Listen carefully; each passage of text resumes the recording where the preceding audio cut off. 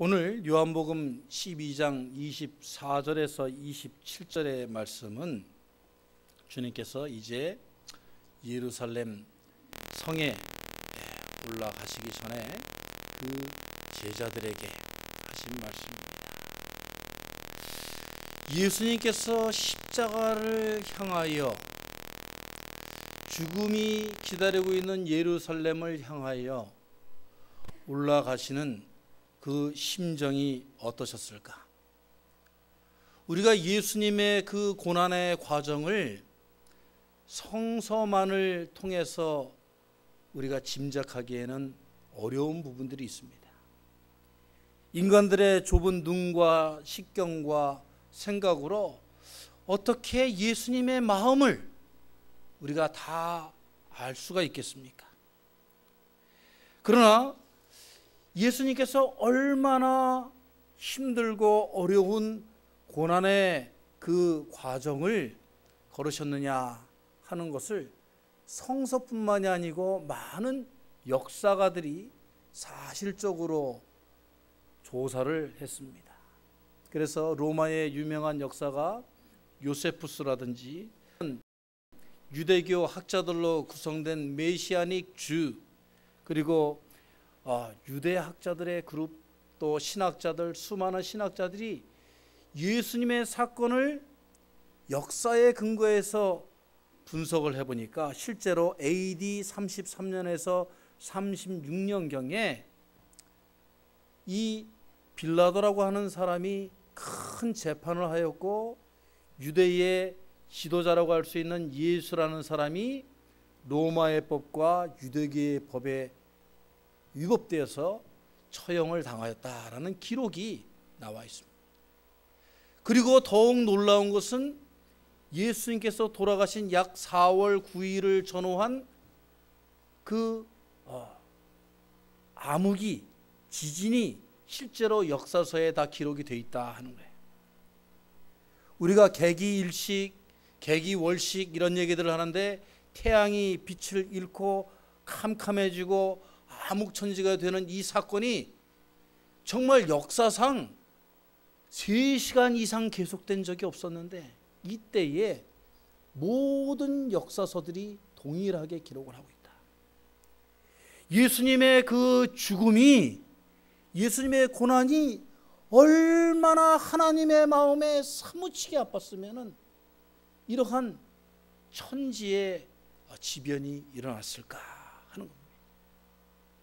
우리들은 예수님의 고난, 예수님의 십자가의 행진, 그것을 인간적으로 생각할 때에 우리들은 예수님의 육신적인 고통만을 생각하기 쉽습니다.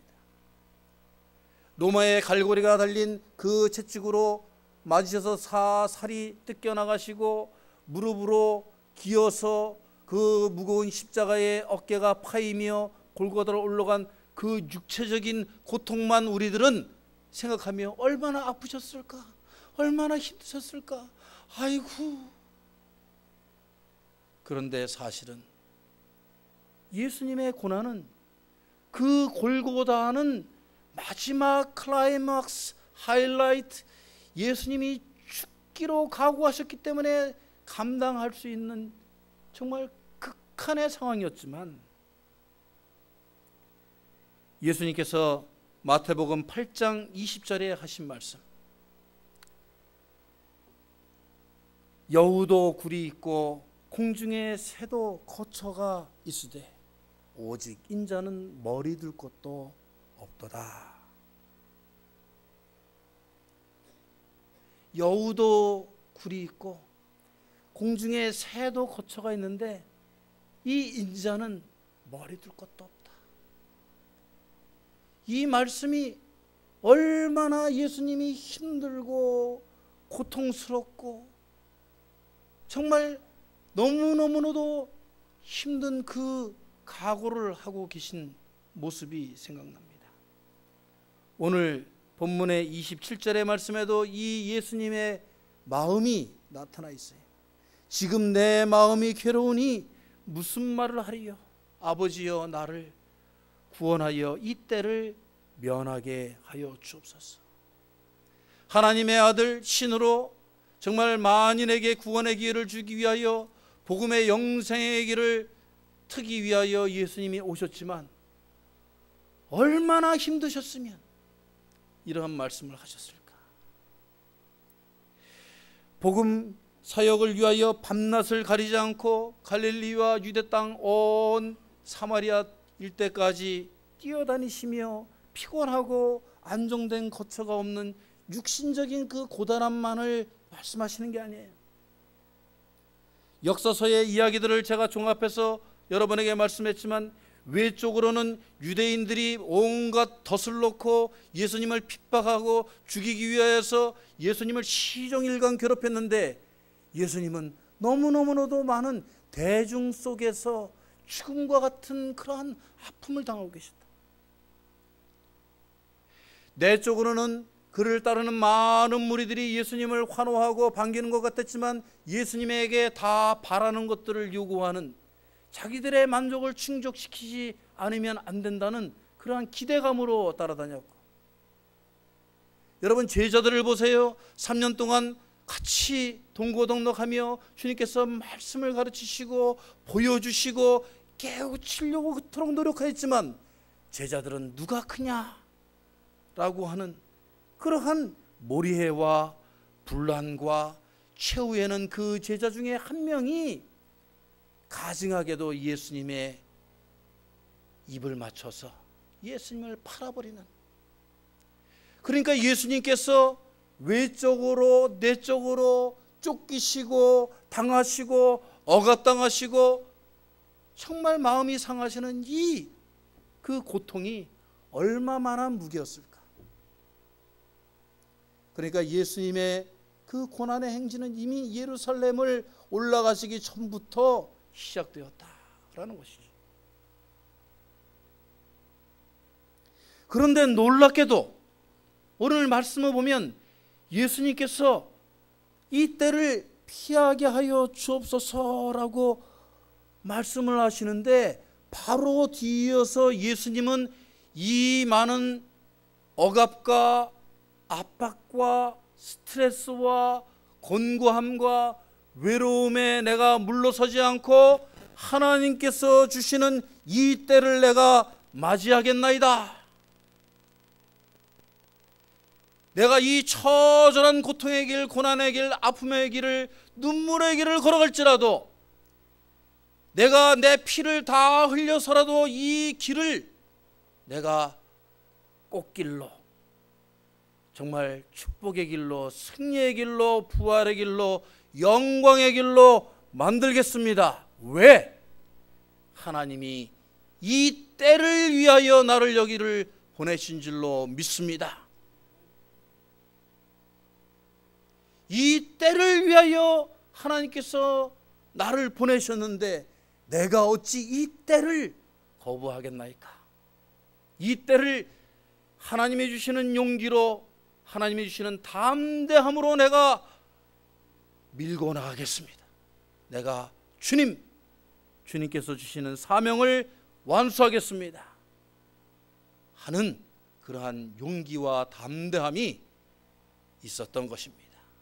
오늘 사순절 넷째 주일을 맞이하시는 우리 모든 성도들에게도 힘들고 어렵고 고통스러운 삶 가운데 우리가 처해 있지만 주님께서 우리들에게 말씀하시는 그 때를 위하여, 하나님께서 맡기신 사명을 위하여 내가 주님께 나의 시간을, 나의 인생을, 나의 모든 것을 드리겠습니다 라고 하는 결심이 있으신, 결단이 있으신 이 주일 예배가 되시기를 축원합니다. 오늘 말씀 24절과 25절의 말씀을 우리가 묵상하면 첫 번째로 주님께서는 우리에게 값진 고난의 때를 맞이하라 그렇게 말씀하고 있어요. 우리가 여러분 고난을 당한다, 오늘 말씀에도 있잖아요. 고난을 당한다. 여러분 당하는 게 뭐예요? 우리가 도둑질을 당하다, 무엇을 당하다 라고 할 때 그것은 내 의지와는 상관없이 사탄과 마귀의 세력들은 나를 치고 뺏어가고 나에게 힘을 빼고 나를 좌절시키고 나에게 그 일을 하지 못하도록 불가능을 심어주려고 하는 거예요. 그러니까 내가 가만히 넋을 잃고 주님의 그 뜻에 매여 있지 않으면, 붙잡고 있지 않으면 우리는 당하는 인생이 돼요. 그러나 그 고난도, 그 아픔도 사실은 주님께서 뜻이 있어 주시는 것이다. 여러분, 로키 산맥이나요, 아니면은 대관령을 걸어서 올라가 본 사람들은 그 수목 한계선이라는 게 있다는 거예요. 그 나무들이 더 이상 어느 높이 이상 올라가지 못하면 정말 그 한계점에 다다른다. 그러니까 나무들이 자라지 못하는 그 마지막 최정점. 기후가 아주 너무나 나빠가지고 그 이생은 바람도 세고 살 수가 없대요. 그런데 거기에 매우 열악하고 혹독한 환경 속에 어렵게 키 작은 쭈그러진 모양도 이상하게 생긴 나무들이 산대요. 그런데 여러분, 그 나무들이 바이올린을 만드는 재료로 쓰인답니다. 그 나무들이 그 수많은 시련과 역경 속에서 살아남기 위해서 아주 단단하고 정말 짜임새 있는 그러한 고품질의 그 나무를 생산한다는 거예요. 그래서 그런 나무들, 생명줄이 긴 나무로 바이올린을 만들면 공명이 크고 명물로 인정받아 가지고 사람들에게 많은 울림을 주는 나무들이 된다는 거예요. 여러분, 우리 옛말에 그런 말이 있지 않습니까? 젊어서 고생은 어떻게 한다? 사서도 한다. 그런 말이죠. 아니, 고생을 누가 사서 해요? 돈 주고 사서 한다. 이게 참 아이러니컬한 말이죠. 그것은 그 고난이 가치가 있다는 말이에요. 그 고난을 통해서, 고난을 당해보지 못한 사람은, 눈물 어린 그 빵을 먹어보지 못한 사람은 인생을 논하지 말라 한 것과 같이 고난 속에 무언가 하나님이 선물을 준비하고 계시다. 고난 속에 뭔가 나를 성장하게 하는 비밀이 감춰져 있다는 거예요. 그 고난을 통하여 무언가를 성취하고 이루고 완성하고 달성하고 쟁취케 하신다는 말씀이에요. 그래서 시편 119편에 우리 시편 기자가 그런 말씀을 하지 않아요? 고난 당한 것이 내게 유익이라. 이로 말미암아, therefore, 그러므로 인하여서, through, 고난을 통하여서 뭐예요? 내가 주의 율례들을 배우게 되었다. 주님의 법칙을, 고난을 당해보니까 인생의 법칙을, 삶의 지혜를 고난을 당해보니까 하나님께서 이 고난을 통하여서 내게 말씀하시는 바를, 무엇을 원하시는지를 알게 된다. 우리는 더 귀한 말씀을 성경 말씀에서 가지고 있습니다. 로마서 5장 3절에서 4절 말씀을 보면 우리가 환난 중에도 기뻐하노니 그랬어요. 이거 우리들에게 주시는 엄청난 말씀입니다. 우리가 환난 중에도 기뻐하노니 그랬어요. 환난은 인내를, 인내는 연단을, 연단은 소망을 이루는 줄 알미로다. 아멘. 환난을 당해보지 않으면 그 환난을 하나님께서 주시는 테스트요, 장벽이요, 우리가 넘어서야 할 그러한 과제로 우리가 맞아들이지 않으면 우리가 환난 다음에 오는 인내와 연단도 갖지 못하고 결국은 소망도 이루지 못하는 것이다 라는 진리를 주신 것이죠. 이틀 전에 정말 제가 사랑하고 아끼는 그러한 동료 목사의 아내가 세상을 떠났다는 부고를 접했어요. 아직 젊은 나이인데 계속해서 우리 동기 목사들에게 편지를 쓰는 거예요. 함께 지낼 때가 영원치가 않습니다. 사랑하소서, 더 사랑하소서. 때가 주어졌을 때, 기회가 주어졌을 때 더 사랑하소서. 아직 시간이 남아있을 때, 하나님이 주신 기회가 나에게 있을 때에 더 사랑하소서.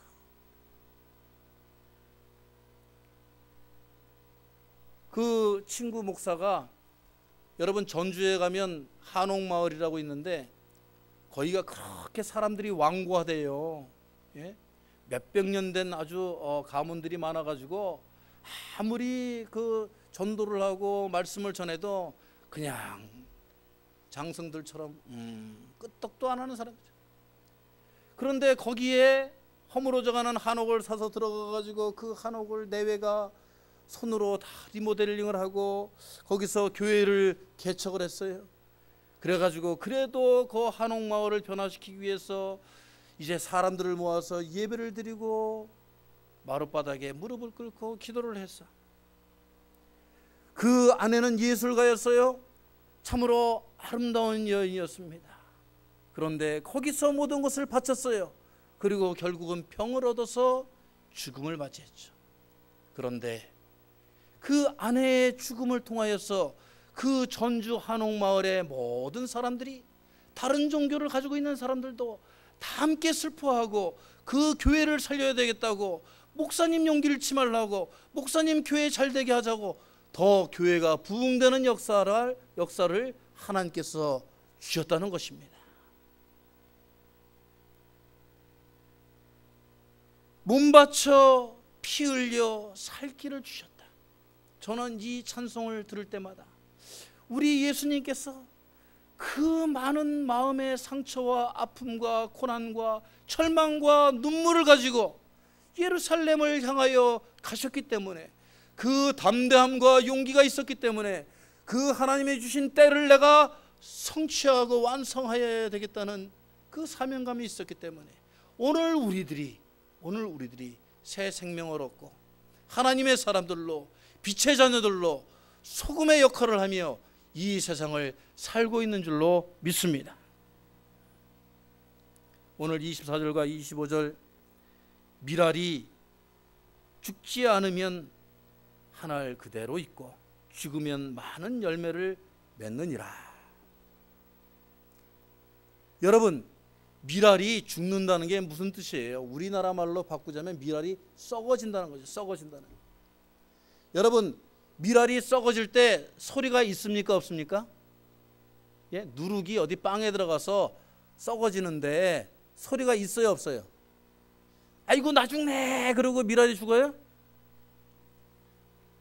미랄이 소리 없이 죽는다. 그리고 미랄이 무언가 썩을 때는 뭐가 나요? 냄새가? 예? 어떤 냄새가 나요? 썩는 냄새라고 그러잖아요. 발냄새 많이 나는 사람한테 뭐라고 그래요? 야, 너는 발이?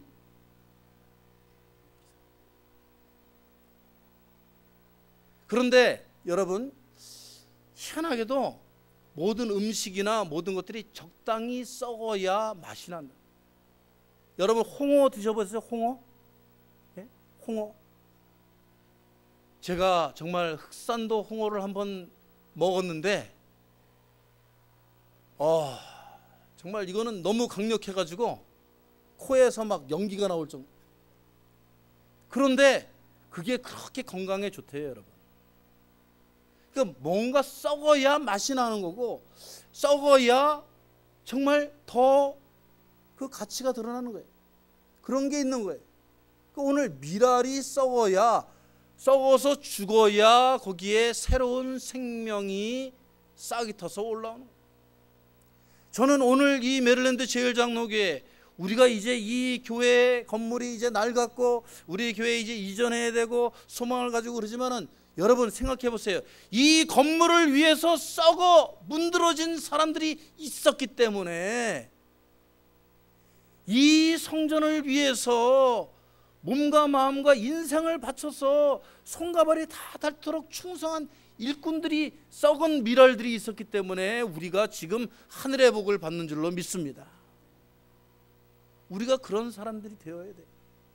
우리들이 신앙의 원로들, 어른들 참 귀하게 여기고, 우리가 앞으로 달려가야 되겠지만 그 썩어준 사람들, 썩어서 미랄이 되어준 사람들, 그 사람들의 은혜와 수고와 노력과 눈물을 귀하게 알 때에 우리 2세들, 1.5세들에게도 앞으로 그들에게도 전해줄 수 있는 신앙의 유산이 있는 거예요.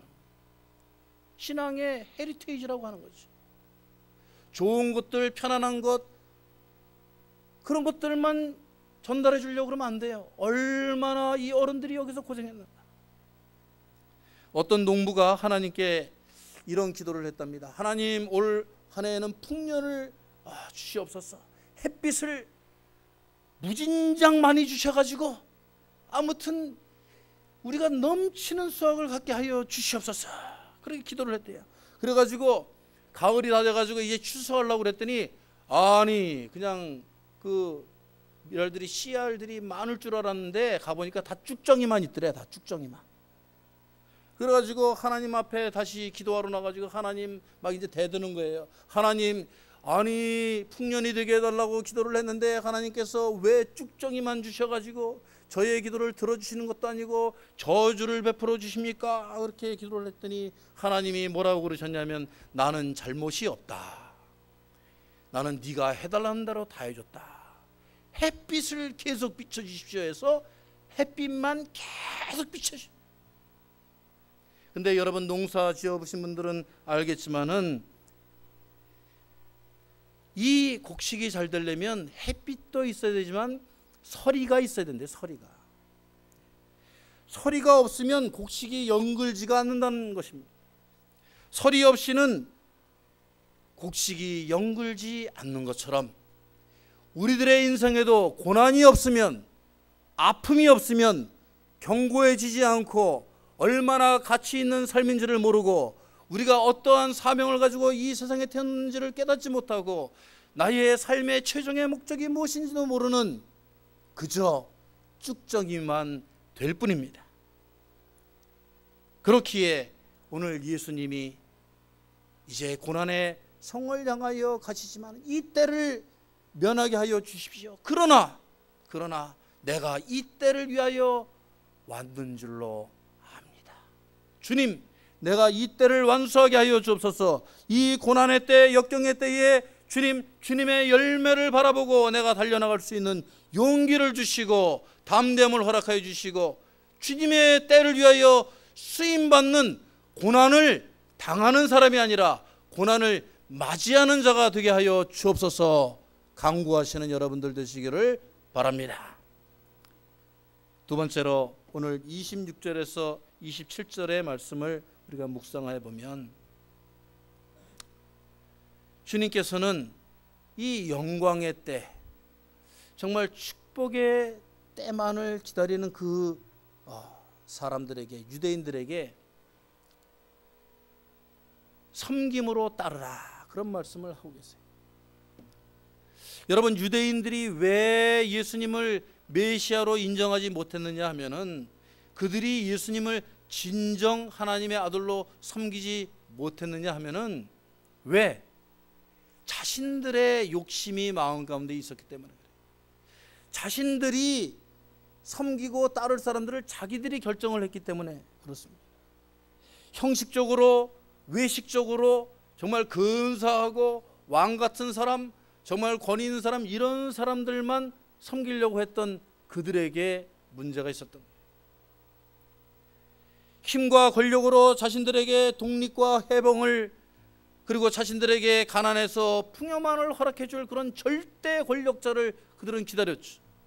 그러나 예수님이 수많은 사람들을 몰고 나타났지만은 이제 무장혁명을 일으킬 것 같았는데 예수님이 아니, 매를 맞으며 뺨을 맞으며 조롱을 당해도 가만히 있어? 우리들이 따르고 섬길 사람이 아니구나 하고 자신들의 그 외식적이고 현실적인 믿음으로 예수님을 정죄해버린 거예요. 메시아를 기다린다고 하면서도 정작 예수님이 오셔서 자신들에게 섬김의 실천을 가르쳐 주려고 할 때에 예수님을 핍박했습니다. 자신들을 위해 신이 필요했지, 하나님이, 예수님이 나를 위해서 필요했지, 내가 예수님을 섬기려고 하지 않고, 내가 예수님을 위해서 무엇을 하려고 하지 않고, 내가 섬기는 자인데 반대로 내가 섬김을 받으려고 했기 때문에 그들이 예수님을 메시아로 바라볼 수도 없었고 그들이 따를 수가 없었던 것이죠. 33살에 존스 홉킨스 호스피털, 여기 우리 가깝게 있잖아요, 볼티모어에. 저는 이 존스 홉킨스 병원에 처음 신방 가가지고 놀랐어요. 말로만 듣던 그 존스 홉킨스 병원에 우리 교인도 입원해 있구나. 참, 촌놈이 존스 홉킨스 병원도 다 보네. 그래가지고 존스 홉킨스 병원에 들어가서 이제 신방을 하는데 놀라운 걸 발견했습니다. 그 존스 홉킨스의 의사들이요, 정말 신앙심으로 투철한 그러한 크리스찬들이 많다는 거예요. 기도실이 있고 예배실이 있고. 그런데 여기에 여러분, 유명한 벤 칼슨이라는 신경외과 주임 의사가, 여러분들 샴 쌍둥이 알죠? 이렇게 몸이 붙어서 나오는 쌍둥이. 그 1987년도에 머리가 붙어서 나온 샴 쌍둥이가 있었는데 그걸 분리 수술하는데 성공한 그 신경외과 주임 의사였어요. 그래서 이 사람이 막 이 신문에서 대서특필을 할 뿐만이 아니고 이 사람이 유명해져 가지고 그때 더 존스 홉킨스가 유명해졌대요. 그런데 이 기적의 손이라고 불리는 이 사람이 책을 썼어요. 그 사건 이후에. 무슨 책을 썼냐면 책 제목이 하나님의 선물. 하나님의 선물.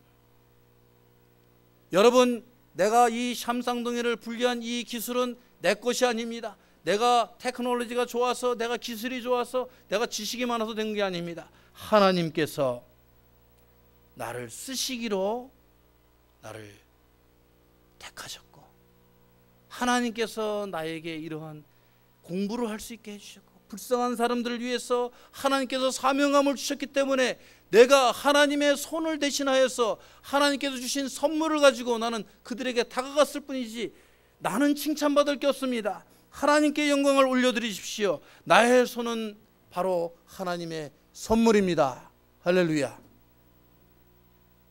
정말 이 사람이 이러한 신앙 고백을 할 때 그 존스 홉킨스 병원이 더욱 유명해지고, 그리고 모든 사람들이 정말 하나님의 선물을 가지고 우리는 이 세상에 나아가는 그러한 자들이 되었다. 한 유명 복음성가 찬양 가수가 이제 활동을 하다가 이 사람이 절망에 빠졌어요. 이 사람이 많은 콘서트를 하고 큰 유명한 그 콘서트를 하고 나서 왜 이상하게 복음성가 하나님을 찬양하는 콘서트만 끝나고 나면 내가 이렇게 지치고 힘들고 보람이 없고 절망감에 빠져드는가. 이 사람이 묵상을 했대요. 그랬더니 하나님께서 들려주시는데, 내가 받을, 하나님이 받을 영광을 대신 받으려고 했기 때문이다. 그는 많은 사람들이 환호하고 자기의 그 노래 실력과 찬양을 좋아하니까 자기가 영웅심리가 발동하여서 하나님께 드릴 영광을 자기가 가로채고 있었다는 것을 잃어버렸다는 거예요. 하나님의 영광을 위해서 우리는 이 주어진 인생에서 이 때를 위하여 쓰여지는 존재들일 뿐입니다. 정말 하나님을, 예수님을 진정으로 섬기기를 원한다면 우리가 이 때를 위하여 주님께서 나에게 선물을 주신 재능과 시간과 열정과 나의 가진 모든 것들을 아낌없이 하나님을 위하여 드릴 수 있는 그런 진정한 예수님의 팔로워, 예수님의 제자들이 되시길 주의 이름으로 축원합니다. 섬김의 삶의 10계명이라는 게 나왔어요. 그 중에 몇 가지만 여러분에게 소개를 합니다. 따라해 보겠습니다. 끌려다니지 말고 이끌어주는 사람이 되자. 돌봄의 대상이 되지 말고 돌봐주는 사람이 되자. 받기만 하는 사람이 되지 말고 늘 넉넉히 주는 사람이 되자. 할 수 없다고 포기하는 자가 되지 말고 늘 희망을 주는 사람이 되자. 열받게 하는 자가 되지 말고 늘 웃음을 주는 사람이 되자.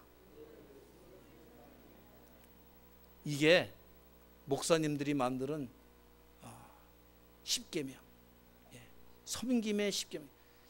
잘 맞지 않아요, 여러분? 잘 맞죠. 저도 목회자로서 참 부족함을 많이 느낍니다. 이 섬김의 10계명, 우리가 이 섬김을 너무나 우리가 내가 실천하지 못하고 내가 구현하지 못할 때에 예수님께서 얼마나 힘들어 하시고 답답해 하실까. 필리핀의 유명한 부자 사업가의 아들 카풍카우라는 사람이, 이 사람이 회개하고 신학교에 들어갔어요. 우리가 믿음을 가졌다고 다 되는 게 아닙니다. 이 사람이 회개하고 하나님의 사람이 되기로 하고 신학교에 들어갔어요. 들어갔는데 신학교 화장실에 가가지고 깜짝 놀라는 거예요. 화장실이 너무 더럽고 냄새나고 이래가지고 신학대학장을 찾아갔습니다. 대학장 찾아서, 아니 학장님, 이 신학교 화장실이 어쩌면 이렇게 더럽고 냄새나고 이렇습니까? 이 신학교 나는 못 다니겠습니다. 청소 좀 해주세요. 그러고 갔더니 학장님이 알겠습니다. 곧 조치를 취하죠. 그래서 한참 있다가 이 카풍카우가 이제 화장실에 가보니까 막 쓸고 닦는 소리가 막 나고 그러더래요. 그래서 학장님이 이제야 청소부를 보냈나 보다. 그리고 화장실에 들어가 보니까 이 학장님이 손을 걷고는 거기서 화장실을 깨끗이 치우고 계시더라는 거예요. 아니 학장님, 청소부를 시키시지 왜 학장님이 직접 이 일을 하십니까? 그때에 학장님이 그 카풍카우 신학생에게 말했습니다. 천국은 그런 곳이 아닙니다. 교회나 신학교는 일을 보는 사람이 먼저 하는 겁니다. 그게 천국의 법칙입니다. 돈으로 해결할 수 없는 문제를 내가 먼저 실천해야 합니다. 그래야 그 섬김을 하나님이 받으십니다. 아멘. 여러분, 우리 교회 2층 화장실에도 얼마 전부터 이 우렁각시가 출현했어요. 그래가지고 정말 매일매일 치워도 똑같은 현상이 벌어지는데, 주일날 아침에 어떤 우렁각시가 조용히 들어가서 치우고 사라지고. 여러분, 우리들이 하나님을 섬기는데 위아래가 어디 있고 더럽고 하기 좋아하는 것이 어디 있겠습니까? 하나님께서 우리들에게 이 생명을 주시고 우리들에게 하나님의 일을 할 수 있도록 불러주시고 기회를 주시고 재능을 주시고 무엇인가를 우리들에게 바라고 계시다면 우리가 마땅히 그 일을 하는 것이 섬김의 도를, 주님의 고난을 쫓아가는 우리들의 삶의 모습인 줄로 믿습니다. 오늘 베드로의 그 예수님을 모른다고 하는 그 세 번의 부인보다도 정말 우리들에게 주님께서 하시는 말씀, 그러나 내가 이를 위하여 이 때에 왔나이다. 이를 위하여 이 때에 왔나이다. 여러분, 우리가 그러므로 주님 앞에서 불평할 것이 없습니다. 왜 하필이면 하나님께서는 이렇게 참 이런 교회에 나를 보내셔서 이렇게 일을 많이 주시는가? 왜 이렇게 스트레스 나에게 많이 주시는가? 왜 이렇게 나에게 참 엄청난 사명을 주시는가? 우리 주일학교 선생님, 또 주일학교의 유스그룹 리더들, 정말 청년들, 그로부터 해서 모든 우리 성도들이 다 함께 이번 주일에 고백하시길 바랍니다. 이 때를 위하여 나를 이 때에 보내셨나이다. 이 때를 위하여, 주님을 위하여 살고 싶어도 살지 못하는 사람들이 있어요. 우리들은 참으로 이 때를 위하여 살 수 있도록 주님께서 허락하여 주셨으니 얼마나 행복하고 감사한 인생들입니까? 정말 우리가 이 힘을 다하여, 정성을 다하여, 마음을 다하여, 목숨을 다하여 주님의 나라와 주님의 때를 위하여 수고하고 섬길 때에 예수님의 십자가의 무게가 가벼워지는 그런 역사가 우리 교회에 세워질 줄로 믿습니다. 다 같이 기도하겠습니다.